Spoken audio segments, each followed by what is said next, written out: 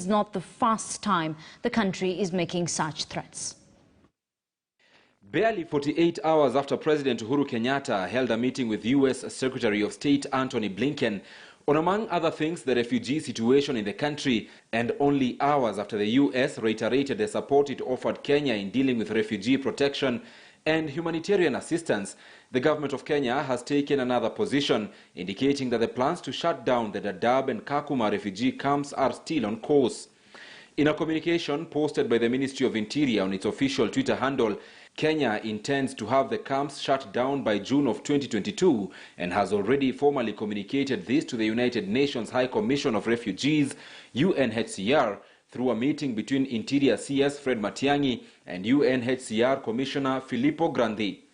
A look at the roadmap to the implementation of the closure indicates that refugees at the camps will be given an option of repatriation or issued with work permits that will see them venture out of the camps and contribute to the country's socio-economic growth.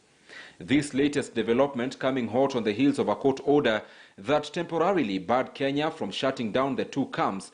High Court Judge Anthony Mrima directed that the closure be put on hold until 7th of July this year, when a consolidated petition filed by human rights group Kituo cha Sheria and former presidential aspirant Peter Geshira is mentioned.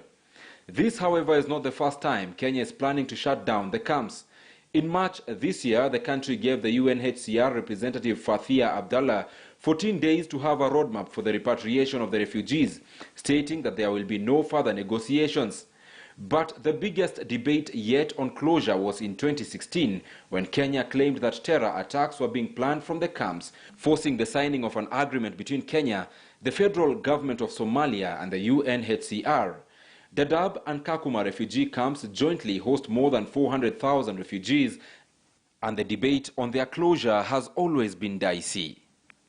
Ibrahim Karanja, KTN News.